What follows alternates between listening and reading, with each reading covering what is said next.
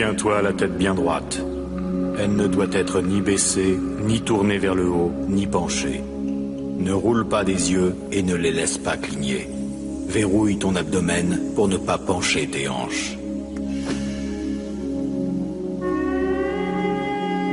Un sabreur légendaire, Miyamoto Musashi, a conceptualisé la voie du samouraï dans un ouvrage devenu un classique, le traité des synchros. C'est un livre de stratégie dont la philosophie imprègne encore le Japon d'aujourd'hui. Dans toute forme de stratégie, l'essentiel est que le comportement quotidien devienne le comportement de la tactique et que le comportement de la tactique devienne quotidien. À 15 ans, Ieyasu entre dans l'âge adulte et gagne le droit de porter les 2 sabres du samouraï.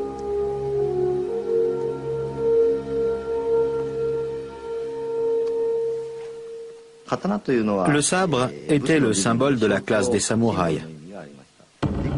Seuls les samouraïs étaient autorisés à porter 2 sabres, un grand et un petit. Les samouraïs, avec ces 2 sabres, régnaient sur les fermiers et les marchands. On naissait samouraï. C'était une responsabilité. Une des responsabilités du samouraï était de toujours porter un sabre afin de pouvoir faire régner la justice. Si quelqu'un vous manquait de respect, votre devoir était de le tuer. Aucun samouraï ne sortait sans sabre. Et s'il était surpris sans sabre, il pouvait être puni pour ne pas avoir rempli son devoir.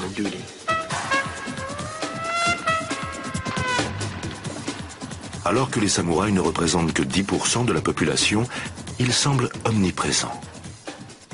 Et même les missionnaires les présentent parfois comme s'ils représentaient l'ensemble de la société. Ils portent un sabre et une dague à l'extérieur comme à l'intérieur de la maison et les placent sous leur oreiller quand ils dorment. De ma vie, je n'avais jamais rencontré d'hommes aussi inséparables de leurs armes. Ils sont belliqueux et guerroient sans cesse. Et c'est ainsi que le guerrier le plus compétent devient leur plus grand seigneur. Mais les hommes ne sont pas les seuls à adhérer à l'idéal du samouraï. Les femmes de samouraï sont, elles, formées à protéger leur famille. La chose la plus importante pour une épouse ou pour une fille de samouraï était de ne jamais oublier son honneur et sa fierté.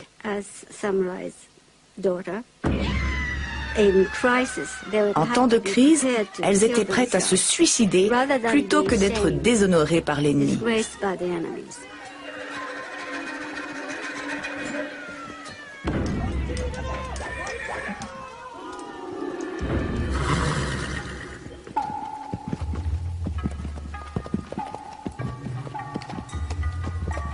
Le samouraï défend sa famille, mais sa plus grande gloire lui vient du champ de bataille, lorsqu'il défend son seigneur contre ses ennemis.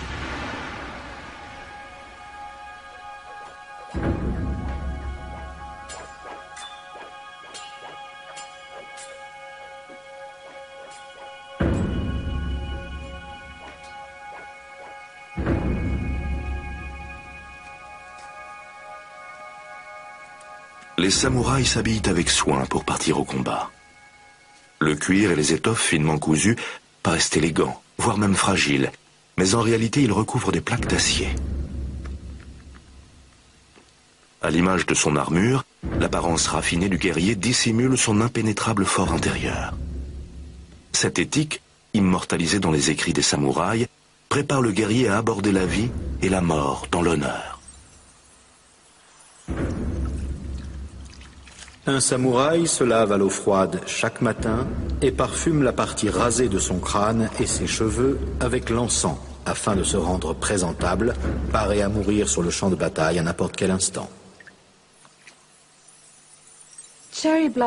Les fleurs de cerisier sont souvent comparées aux samouraïs. Elles sont splendides, comme le samouraï dans son armure rutilante. Mais il suffit d'une forte tempête pour que les pétales tombent à terre, tout comme le samouraï au combat.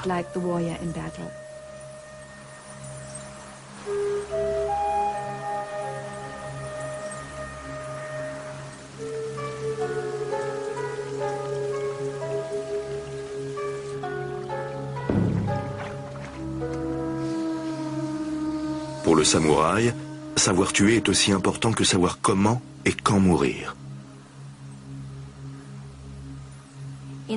Sur le champ de bataille en particulier, quand la dernière heure arrive, vous devez faire preuve de maîtrise. La maîtrise de votre corps, la maîtrise de votre destin sont les indicateurs de votre force intérieure. Vous devez soigner la forme de votre mort.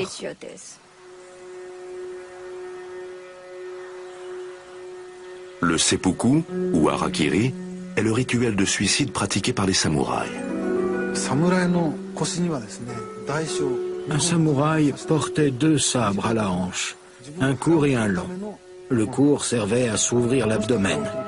Pourquoi les samouraïs s'ouvraient-ils l'abdomen? Eh bien parce que les Japonais, en particulier les samouraïs, pensaient que le cœur était dans le ventre. Ils pensaient que la pureté ou l'impureté de leur cœur serait révélée lorsqu'ils s'éventreraient. Du poème de mort jusqu'au coup de dague, le seppuku est un cérémonial de suicide qui assure aux samouraïs une mort honorable.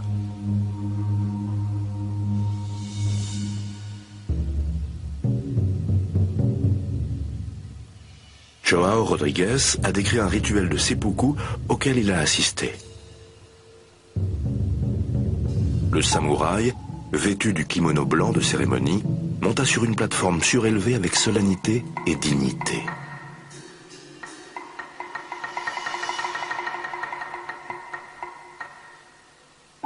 Puis, d'une voix forte, il leur dit de bien l'observer quand il se donnerait la mort.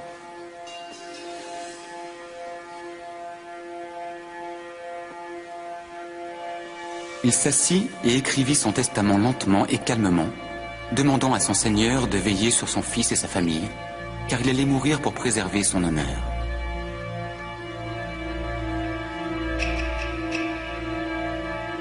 Il leur dit adieu, puis face à tous, il s'ouvrit le ventre sans trace de peur.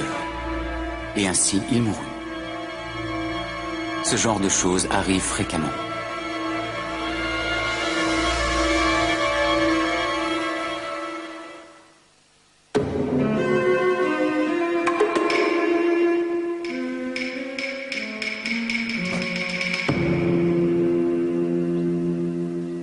Il y a un rythme en toute chose.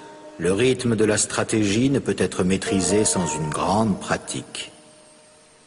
Il y a un rythme dans toute la vie du guerrier, dans son épanouissement et dans son déclin, dans son harmonie et sa plénitude. Tels sont les principes qui guident la vie du samouraï. Et la stratégie de la patience va devenir l'arme la plus redoutable de Tokugawa Ieyasu. Désormais âgé de 18 ans, il s'est marié et a 2 enfants. Mais il demeure l'otage du seigneur de la guerre régnant.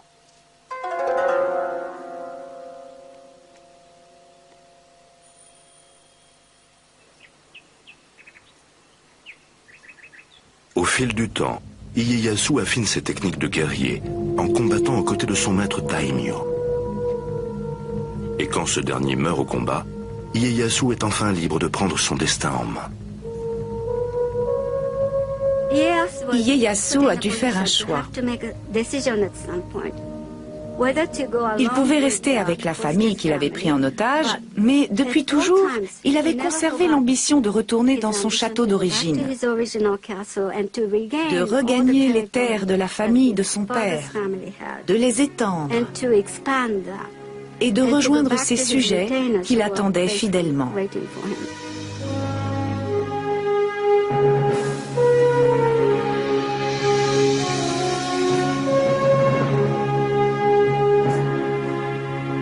Ieyasu récupère son titre de daimyo indépendant.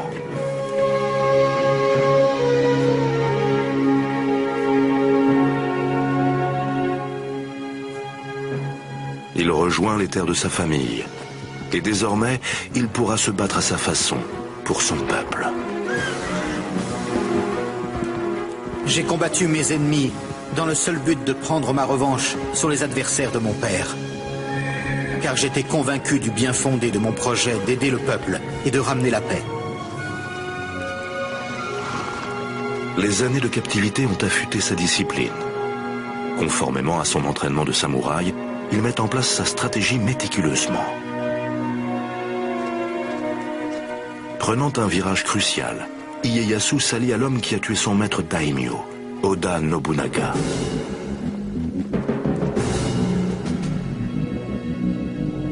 Nobunaga est alors le plus puissant seigneur de la guerre du Japon. Il est impitoyable et redouté de tous.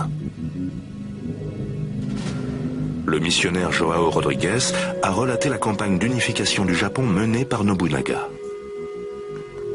Nobunaga fut le premier à commencer à défricher l'épaisse forêt de guerre et de discorde du Japon.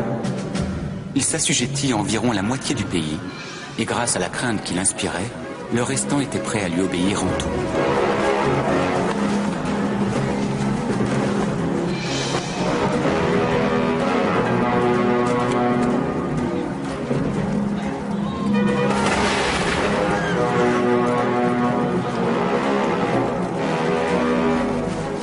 Lors de la bataille de Nagashino, Nobunaga arme d'arquebuses 3000 fantassins répartis sur 3 rangs.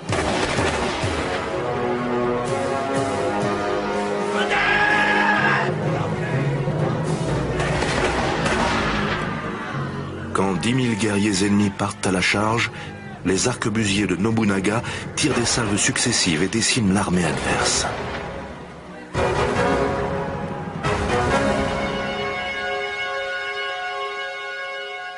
L'usage des armes à feu par Nobunaga a totalement modifié le visage des guerres entre samouraïs.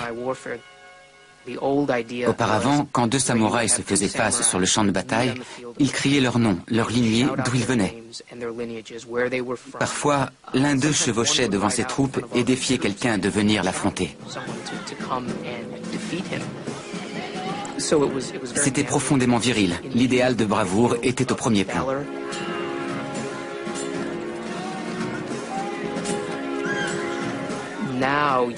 Avec Nobunaga, on est passé à des rangs de samouraïs sans visage, mitraillant d'autres rangs de samouraïs sans visage.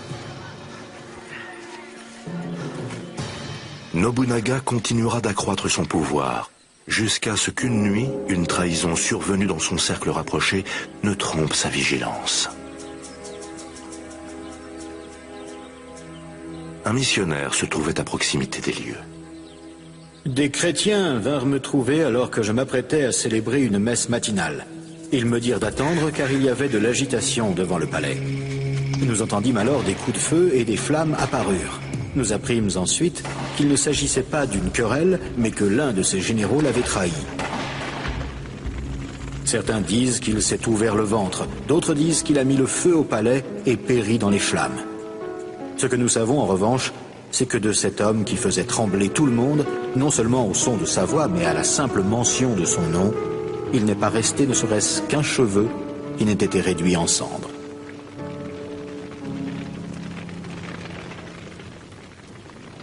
Le loyal général de Nobunaga, Toyotomi Hideyoshi, saisit l'occasion qui se présente à lui. Hideyoshi est immédiatement passé à l'action. Il a combattu et tué le meurtrier de son seigneur, ce qui lui a offert le droit de revendiquer le commandement de la vaste coalition d'armées de Nobunaga.